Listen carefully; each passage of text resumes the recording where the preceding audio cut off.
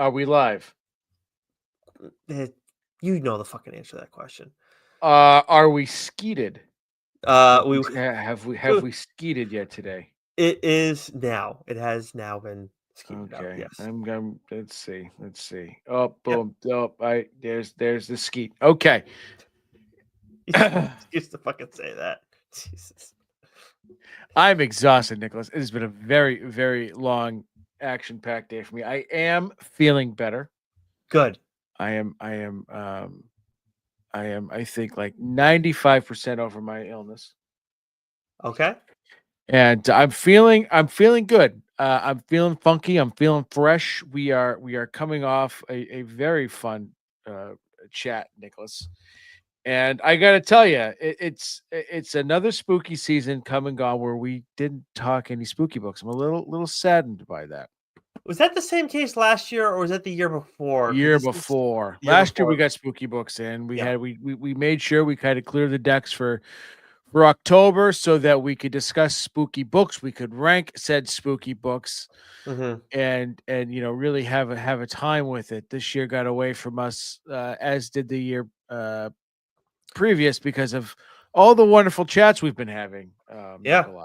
Well, you know what? I don't know if I can't speak to 2023 necessarily what we did from a interview standpoint. I know that was after my wedding, so yeah, I can't speak to the chats that we had necessarily in terms of spookiness. Obviously, we had Kieran Gillen on recently to talk about Die Loaded, which was which we got the chance to read that first issue, and it's outstanding. And obviously, such an important book for us. And then we got to chat with Zach Quaintance, and that was obviously a horror vibe book, talking about some New York Comic Con news. But I will say, the Friar Side chat that we have this time, which will be dropping before Halloween, so a little bit different timing for us, but we're dealing with a horror writer who we've talked about quite a bit and has a totally different vibe from everybody else in the market. We'll talk about that in a second, but you got to intro us first, I think. Yes, Nicholas, I do.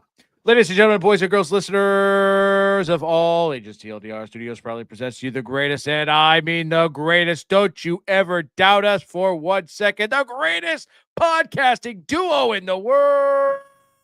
He is the aspiring comic book writer, Nick Friar. I am your over the hill backcracker, Dr. Joe, and together we are the TLDR Comic Book Club.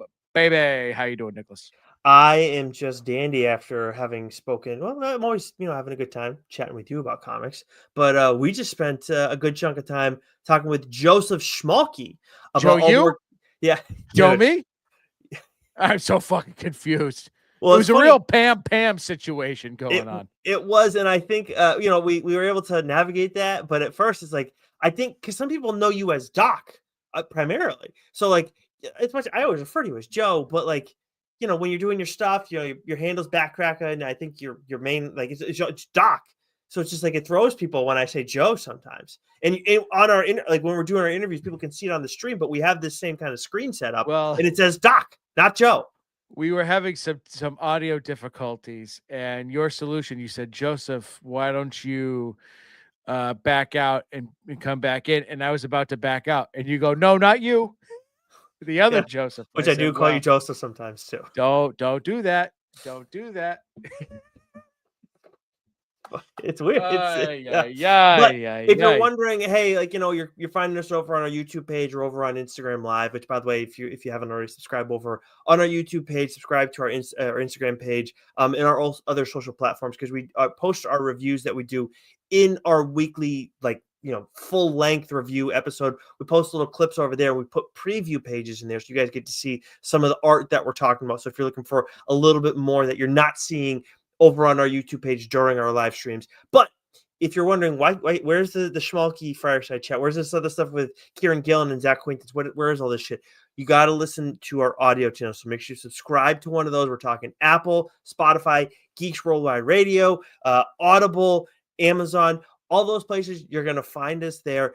Subscribe, leave a 5-star rating and review. Otherwise, you're going to the real meaning of Tenacious Doc. But yeah, we have that chat with Schmalke coming out. It's going to be just before Halloween, I think, because I want to give it a couple, days runway ahead of spooky season. As much as everybody knows, we talk horror comics year round on this show. But I had a great time chatting with him, Joe. We talked about a lot of different stuff because he's doing a lot of, he's co-publishing over there, and he's doing a lot of like extra behind the scenes work. And we do get into some of the nitty gritty, but we also talk about the state of comics, but also just horror comics and where it was a few years ago, where it is now, and how he's kind of differentiating. I had a blast talking with Joe.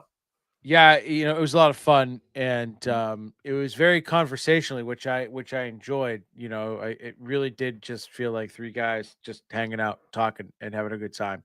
It would have And been a full bourbon and whiskey, like and scotch conversation for we like could 15 have minutes. Yeah.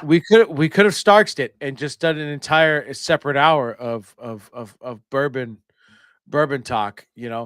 It was a great way to kick things off, and we'll probably have it. We're going to run into a similar situation when the day comes and we have Joe Mulvey on. Joe Oh, who? Joe me? Joe you? I'm so fucking oh no, confused. that's right. Yep. Right, right. Yep. Yep. Um, That's another one. Yeah. but It's we've part of the never had him. TLDR bylaws is that we can only have one Nick. So if there's a creator out there who shares your name, they just can't have them on, or No Nick they're Dragata. on and you're off. Yep. So that's just how it goes. Yeah. I think we've only had because there are obviously other Knicks. Like, there's other Knicks in the space, but I think the only person who's ever like frequently cited another Nick is we've had Scott on, and he's talked about Nick Dragata over on Absolute Batman. Yeah. I think that's really it. But anyways, we digress. Obviously, again, had a great time with that. Make sure you're subscribed to one of our audio channels so that episode gets delivered right to your listening device. And also, you're going to get all the mainline stuff as well that we do whenever we actually do that. We always have what's new dropping on a weekly basis. So make sure you subscribe to one of the audio channels to make sure you're getting all of that stuff that you can listen to in audio form only. Joe, we got some stuff to get to, obviously, from from this week's releases, of course. No early looks for us, but a little bit of catching up on my end. The Power Rangers Prime over at Boom Studios. I had not, I think I'd kind of checked out the first issue, but didn't like sink my teeth into it really. Melissa Flores, friend of the show, is writing that series, and I chatted with her at New York Comic Con, got the first volume off of her, and she gave me the full pitch because I didn't know exactly. I just knew it was like different. There are some people like friend of the show, Gary Maloney, who just like love Power Rangers, all forms of Power Rangers, period. And obviously Melissa like worked over at, I believe it was Hasbro, if not Saban, I forget, but I think it was Saban. She worked over there and did a lot of stuff with Power Rangers. So she's got a passion for that property at large. I am definitely primarily a Mighty Morphin Power Rangers fan. Like I enjoy some of that other stuff, but that's where I'm like, this is the thing I like. I don't necessarily go as far outside of it. But then she gave me the pitch and how it does have it's Mighty Morphin with a spin.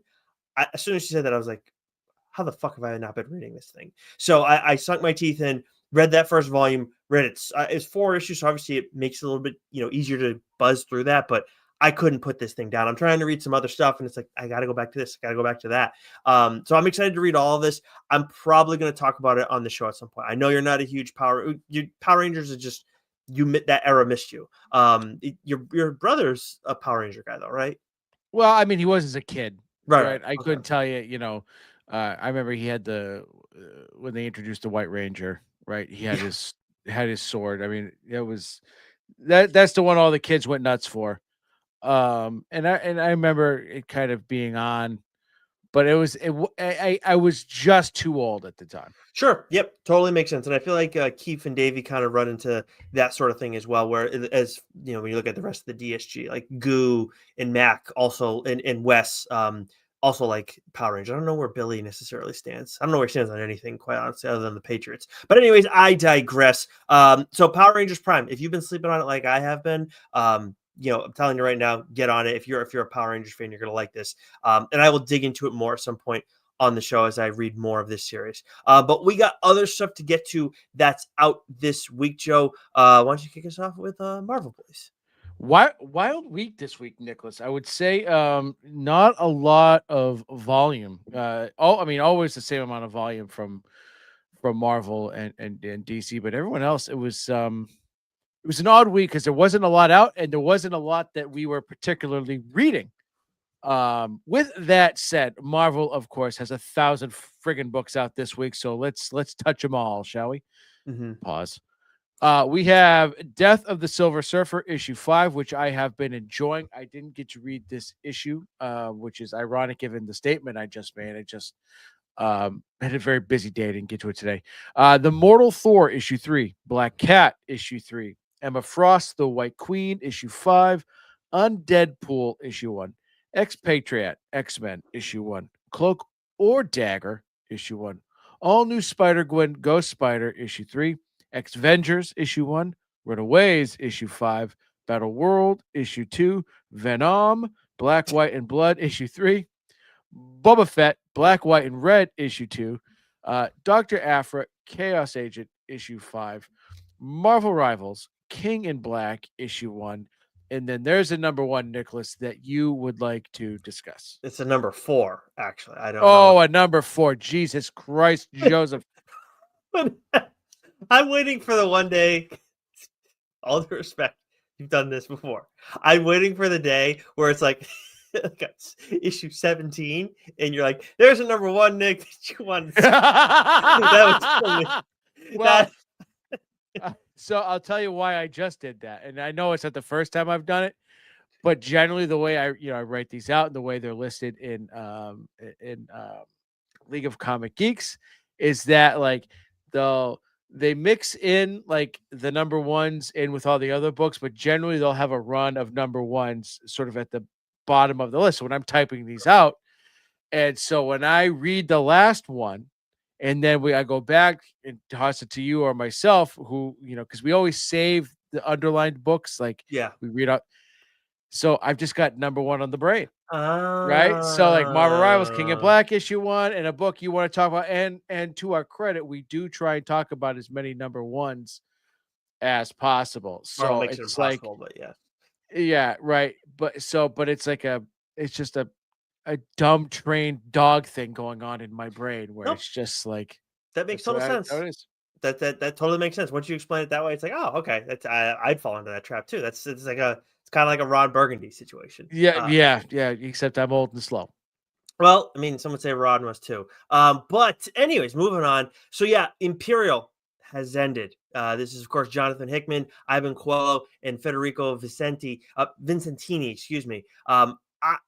I really enjoyed this series from the jump. I remember seeing all the teasers about it, and I was like, okay, I might check it out. I'm not sure. And then I was like, the way the week was laid out was kind of like one like this, where it's like, I'm going to give it a look. It just, there wasn't as much that was like necessarily pulling me in, and it just been enough run. It's like, okay, let's just see what it is. And from start to finish, I've really enjoyed this.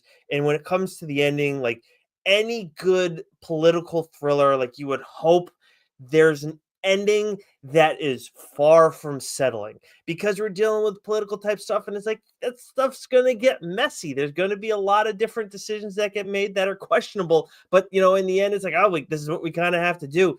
For me, I don't know if I was aware of how many characters were going to be involved in this series. I knew that honestly, I can't even pretend like I remember exactly who was in it, but I know that I was surprised by the breadth of characters that were involved when I read the first issue. For me, the character that was elevated the most in this series was Nova, Richard Rider. Above all else, he's getting his own title out of this series. There's a few that are going to be coming out of this series, which isn't a secret. And I think I knew this beforehand too, but Nova Centurion, which is going to be written by Jed McKay, who obviously I've talked a lot about what his work on Moon Knight. I'm very excited to see what he does with this character as well, who I'm not the biggest Nova guy, but I really like the position that he's in coming into this series, where he's kind of like the last one of his kind, and he's kind of like ragged and frustrated and everything. And then the way this series leaves him, I am like very, very much excited to see how he's going to respond to the events from Imperial based on everything that we got now. I could not be more excited for him. So if nothing else, Imperial has been a big thing for me in getting to spend a little bit more time with Nova, which honestly, Joe, I know everybody's talked about, oh, Nova entering the MCU at some point, blah, blah, blah. I've never been like, oh yeah, I want to spend some time with Richard Rider. It's never been a thing for me. And yet here I am after Imperial. So at least in some way, mission accomplished. But also, I really enjoyed the story too, in totality. That's wonderful. Love that. Love that, Nicholas. Thank you. All right, let's move over to DC. We got Batman and Robin Year 1, Issue 12. The Last Halloween, Issue 10. Superman Red and Blue 2025 Special, Issue 1. John Kent, This Internship is My Kryptonite, issue 16. That book is my kryptonite. Harley Quinn in Paradise, issue 41. And then we got an annual, which we don't really delve into annuals a whole hell of a lot, but Absolute Batman annual. First, I just wanted to comment on the fact, like, seeing an Absolute title get an annual, I think we've seen enough signs and we know enough and talked to enough people, like, Absolute's fucking crushing it. Like, they're doing a great job. But to see one of these titles get an annual, for me, it's just like a little extra, like, oh yeah, they're invested in full in this, and it's just like another layer for me added on. Now we got 3 stories in this. The third one is the shortest. I think it's only a couple pages. The second one a little bit longer, but the main story, which I think we'd seen some art on social media for this previously, is by Daniel Warren Johnson, doing both the writing and the art. And this is as in your face as it gets. Insane Daniel Warren Johnson art. And it's like, look, we've seen him go off in plenty of stuff. This is up there. This is some of the most wild shit that I've seen him illustrate. And I couldn't get enough of it. And while we're getting all of this action, there are 2 messages kind of in this story that fall in line with Absolute Batman, but they're conflicting. And of course, for me, it stops and makes me think, and I'm sure I'm not going to be the only one who feels that way coming out of this issue. But like, I'm always here for like a good internal conflict. We get that in this issue, so it's nice. And again, like with annuals, you want to have something that it fits for someone like you and me who've been reading this through the first 13 issues, but you also want it to be accessible for a new reader. Very much accomplishes that and gives you, even though there's no Scott Snyder and no Nick Dragata in this issue, it very much captures everything that's going on in that series in the mainline right now. So this is as good of an annual as you're going to see, with regards to the mainline story that you're getting. Yeah, I generally couldn't give 2 poops about annuals, and I never read them. Had fair. I known that Daniel Warren Johnson, though, was at least writing one of the stories in this, I would have read it, and I will go back and read it, because I'll read anything and everything that Yeah. Daniel Warren Johnson does, which is part of the reason why I'm bummed that he's no longer doing Transformers. Yeah. But yeah, I will go back and read that. I don't know. There's something about annuals that just bug the shit out of me. yeah. We're both the same. We're not very different in this. Like Yeah. I've there are plenty of times, like when we start going through our solicits and stuff, which we're going to be doing next week. Annual. I kind of just don't put them in anymore because, like, and Yeah, I understand, like, for the readers, they want to see that stuff, but it's also like, it's just not this. Like, I don't know. It doesn't do it for me. Annuals. There have been plenty of times where I'm like, what's going on? Like, why an annual? What? And then now I'm old enough where it's like, okay, I get it. But anyways, we digress. What do we got from Boom this week? All right, from Boom Studios, we have Blink and You'll Miss It, issue 3. This, of course, is written by Ethan S. Parker and Griffin Sheridan. Yeah, just stop yourself for a second there, didn't you? I did. Excellent. This is my favorite issue yet. There's been a run of 3rd issues of books lately that have just been absolutely phenomenal. This is one of them. Like, Blink and You'll Miss is excellent. And the Expanse, A Little Death, issue 2. I'll do this next one as well, Nicholas. From Mad Cave Studio, our good friends over at Mad Cave Studios. We have The Phantom, issue 2. Dick Tracy, Halloween special. Flow, issue 2. Blue Palo Verde, issue 5, which is a series I've been reading and enjoying very much. But one of my favorite books this week was the conclusion of a story, Nick, that we have been reading, and that's The Pale Knight, issue 6, written by Peter Milligan, with art by Val, Rodriguez. Last issue, right? We saw right from the rip, right, Nicholas? We hated Crispin. We thought he was a real smarmy little schmuck, and he really showed his true colors in issue 5. And we find out he is a real so and so in this final issue. Right. And what I've loved about this story is not just Peter Milligan's writing, but it really has been Val Rodriguez's art. We just spent a whole bunch of time talking to Joseph Smolke and talking about sort of Gothic style art, right? There's a very Gothic, gritty style, to Val, Rodriguez's art. And it plays perfect with the time sense, with the time period, I should say, and the plague, and and all of that, and we've got our main hero, quote unquote hero, um, Yeah. trying to like do everything that he can, right, to keep his son alive, and not quite a deal with the devil, but as close as you can get. When he's trying to fulfill this deal he made with death to keep his son alive. So the way this issue ends was just it was so good, right? And I want to say more about it, but I can't because I don't want to give anything Yeah. away. But I just thought it was a perfect ending, right, to this story. And because just throughout, this is not a heartwarming story. I No. mean, it is, pun intended, plagued with death and just chaos. But there's little nuances to it, right? That I thought were, especially in this issue, that were a little heartwarming, right? There were some moments there where, I really felt for both our main character, and one other character in particular. But this has been an absolute excellent story, and I believe at the back of the issue it said the trade is coming out in December. So if you haven't been reading the Pale Knight, for some unknown reason, you can grab it in its entirety when the trade drops, I believe, in December.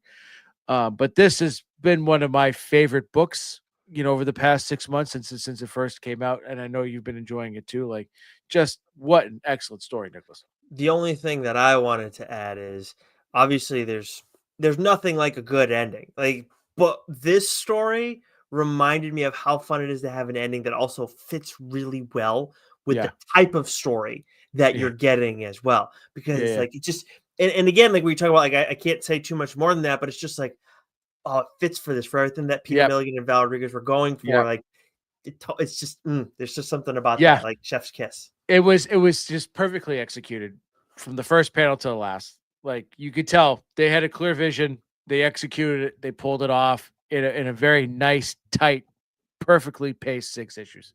Yep, 100%. Yeah, there and these the story was rich too. There is Mm, so much in every issue. Like and there are like we love fast-paced stories. We talk about that all the time. Like, but again, like when we talk about pacing, it's also relative to the story too. And mhm. and for this moved at a little bit of a slower pace because of so much detail that's going on. But that fits. That works really well. So You're it's just engaged the entire time. Right. exactly, exactly. It's just gotta make sense for the story that you're dealing with, every time. That's what matters most. Fast pace can hide some stuff, but generally it's like it's you ju we just want what fits. Yep. Alright, moving on, over at Dark Horse, we got Robo Wolf issue 2 and Synthetics volume, okay, so the first volume of Synthetics, issue 1. I was a little, like, thrown when I saw this because it's on the cover, like, but Yeah. I was a little thrown. J. Michael Straczynski actually wrote this series. I checked out the first issue, didn't do a whole heck of a lot for me, but I'm sure there are some people who it will absolutely, do that for. It is a sci-fi story, definitely setting up a world over there much larger and everything. So if you're looking for if you enjoyed J. Michael Straczynski stuff, obviously we do over at this work they did over at AWA, something that's worth checking out for readers. From Dynamite, we got a lot of stuff from them this week in a week where other people were a little bit quieter. Sonya Reborn issue 3, which I need to get my hands on issue 1 so I can catch up on this. Stitch issue 3, Thundercats Chitara World Breaker issue 1, Disney Villains Maleficent issue 1, Dynamite Dynamite Blood Red issue 1, Supernatural issue 1, which is very appropriate for the moment in time we're in, when it's spooky season. And the missus loves Supernatural. I always kind of watched it, but I didn't like read it, watch it from start to finish. In the process of doing that right now, so that's going to take a couple of years. But I love the Winchester brothers, so I did check this book out. Had some fun. So if you're and it's like I almost went somewhere and I shouldn't. But like if you like the show, this is something that's worth checking out. But the Dynamite book that we wanted to dig into, that you want to dig into, Joe, is one that you've been beating the drum for some time. Yeah, yeah. I'm so pumped that I can actually talk about these issues now. on the podcast, and that's Thundercats issue 20, written by Declan Shalvey with art by Joe Mulvey. And this was a great little issue. It was sort of a this was a sort of a throwback issue where we get a lot of Jaga and we get a lot of Mum Ra, and we get a lot of younger, side of these characters. And what I loved about it was like there were some great action sequences and some great, just beautiful Thundercat sort of type, action sequences to, at the end of this issue. But, we get a lot of, Mum Ra before he becomes Mum Ra, right? And it's a story sort of chronicling the origins of these sort of two characters, as friends. And then we sort of see where things sort of pivot and turn, and the lore of Thundercats sort of, we see how that sort of all unfolds and whatnot. And so like I've said it 1,000 times. One of the things I love most about this series, other than it's extremely well written and extremely well drawn, is that it takes me back to a very specific time of my childhood.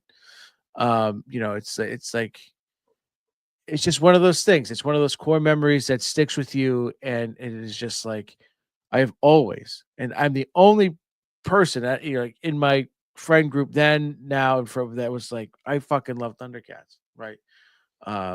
And so there could be a floppy with this book being attached to it in the upcoming award season, right? So that's how much this book means to me. That's how much I love it, right? And again, I've talked about just sort of how there's been a certain run of comics lately that have just been pure nostalgic fun, and this is that, and so much more. So this was a great little issue because it kind of gave you some back lore, into the world, into some of the characters, because there's been a lot going on with Thundercats Lost, and its tie-in with Thundercats, and now we got Thundercats Chitara Worldbreaker issue 1, which is also a bit of a throwback. We're seeing a younger Chitara. We're seeing a younger, Bengali, who, we've seen cross over from the Thundercats Lost series and into the present day Thundercats series. So they got a lot cooking over there, and I love it. And I can't get enough of it. So Thundercats issue 20. If you haven't been reading Thundercats, get on it. We can't post Instagram comments on StreamYard for some reason, but I'm checking over now. Joe Mulvey chiming in. Thundercatting. Thundercatting is the term for enjoying any and all things Thundercats. Yeah, so let's fucking go, Joe. I'm Thundercatting with the fucking best of them. I'll tell you that much right now. I'll tell you, you and I have talked about modifications for the floppies, which we try and do every single year because we know we set the tone for award season, not just in comics, but for all of entertainment. And I a thing that's coming to my mind now is obviously there's been a lot of like books, comics that delve into nostalgia. And it's like, should we have like a throwback comic award? But we can't add anymore right now. We've made enough modifications. Yes, we're already doing a lot for the horror genre right now, so we gotta like I've already run out of panels I could put on the collage, So, that's right. 9's the limit, right? I gotta come up with a new layout system. Nope, 100%. If you're doing more panels than Tom King, then you're running into issues. So. No, that's it. That's where we draw the line. No, but I mean, I do love that idea, but like, like we gotta stop somewhere. You gotta make hard and fast decisions sometimes, Yeah, and we talk about horror. I mean, again, like just talking from people at New York Comic Con. Needed to have a horror floppy. I mean, that had to happen. Yes, 100%. And like when I talk to people who listen to the show, like they're like, oh, at New York Comic Con, they're like, yeah, you guys like we talk about horror and stuff like that. It's like, yeah. So like we have to be making sure we're prioritizing that with the awards. Anyways, moving on. So we got a few. We do have an image book that we want to get to, but we'll get to that at the end here. I'll roll us through these, Joe. Oni, we got Cult of the Lamb Schism Special issue 1, Biker Mice from Mars issue 5, Vault Money Shot Bang Bang issue 5, Barbaric the Black Knight issue 1. Very, very excited to be checking out some more Barbaric. From IDW, we got Return to Sleepy Hollow issue 1, Godzilla versus America Kansas City issue 1, and Monster High House Haunters issue 5. And Joe, that brings us to Image and Skybound. Image and Skybound. Yes, yes, yes. We have Radiant Black issue 38. This was a wild issue. This is an issue that I think I will dive into a little bit more for Ooh. my potential gem of the week. Mm-hmm. Make sure you follow us on Instagram, Blue Sky, and TikTok Perfect place. to catch those. Right? Yeah, some may have heard it both ways, Nicholas. So I post those towards the end of the week. So make sure you follow us on those platforms so you don't miss my fucking awesome gems of the weeks. Mm-hmm. We have Rockefellers issue 10, Red City issue 19. Not same, but Salmon Twitch Case Files issue 19. Knights issue 16. Black Ritual, the Book of Nyx issue 6. That's a fun one to say. Sleep issue 6. Moonshine Bigfoot issue 4.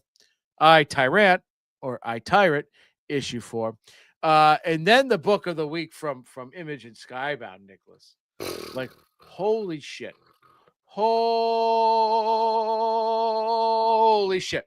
Is Feral issue 17. This, of course, written by Tony Fleeks, with art by Trish Forstner and Tone Rodriguez. Man, oh man, Nicholas. I mean, I thought the last issue ended on an absolute like cliffhanger. Mm-hmm. And you're like, how the fuck are they gonna get out of this sticky mess? Well,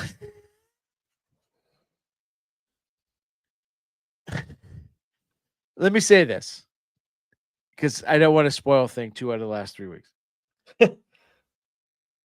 This was, I think, maybe my favorite issue yet. It's the best. Because It's the best one yet. Period. Hands down, because there's something that happens where, like, there's a lot of it I could see coming, but there was a turn that happened at the end that just made me go, "Oh, you got to be fucking kidding me!" Yep. Ooh. Mm-hmm. Mm-hmm. Ooh, that I didn't see coming. That was a turn for the ages, and this is now really gonna get good. So this was, I think, I mean, and Feral has been a vicious series throughout. Mm-hmm. It's had its moments of tenderness. It's had its moment, like its real emotional swings. It's also had it's had some real violent swings. This one, though, I think there was action, there was consequences. This was as vicious and as suspenseful as this series has gotten. Yep, 100%. This is the most intense issue yet, Mm-hmm. and it is why it is definitively the best issue yet. You have every single turn, you have either tension or excitement. I will say it's mostly tension, but you do have a mix of excitement in there as well. And to that end, there's one character who was elevated in a big way. Like Joe's alluding to one specific turn, but there's another development that isn't quite as loud in the grand scheme of the plot of the story of the larger story. But within this issue, I was like, "You're my new favorite cat, 100%." It's I'm all in on this character now. We've talked about like some of the new additions to the story and just like what's this one's deal, what's that one's deal, and obviously there's a dog in the mix too. So it's like what is going on, and it's just this issue did a lot for that, and in varying degrees. So it's just it's an outstanding and for the characters we spent a lot of fucking time with too.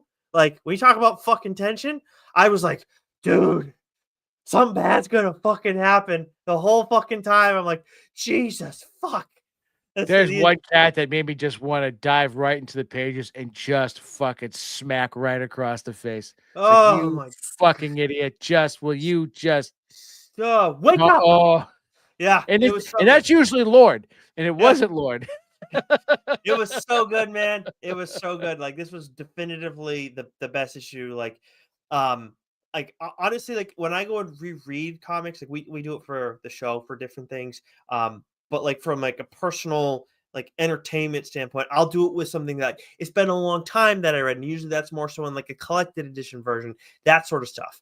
As we're talking about this, I'm like, I need to go back and reread Feral issue 17. That's how Yeah. fucking good it was and how insane that issue was. I would love to, whenever we talk with Tony and Trish, and if we have Tone on as well, but like we need to spend some time talking to Trish about this issue because Ugh. again, like she draws like all of these like cute designs, but it's just like she had to go off in this issue more than any other that she's done so far.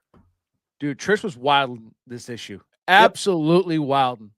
It Yep. was just like, holy shit. Yep. Oh, Tony, calm down a little bit. Give Trish something happy to draw for once, please. And this is I got to go back and listen to our last interview with him too, because I feel like they mentioned certain issues. Like we have some writers that do that and artists that do that. Like things change in this issue and that. And I'm like, I don't know if Tony mentioned issue 17, but this is the second issue of this arc. And like you said, like there's a lot of developments in this issue that we can't talk about. Maybe in issue 18, we'll fucking dig into some of this stuff. Yeah. But my Holy smokes. God, so good. Feral, Yeah. if you guys haven't been reading that, we've been talking about it since friggin' day one. We love this series. Freaking outstanding.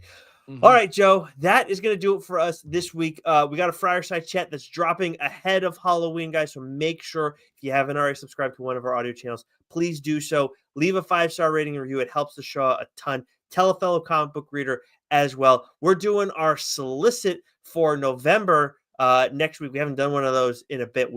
And we've been reminded recently, like, why? Just for us, we need to do solicits. But until then, Joe.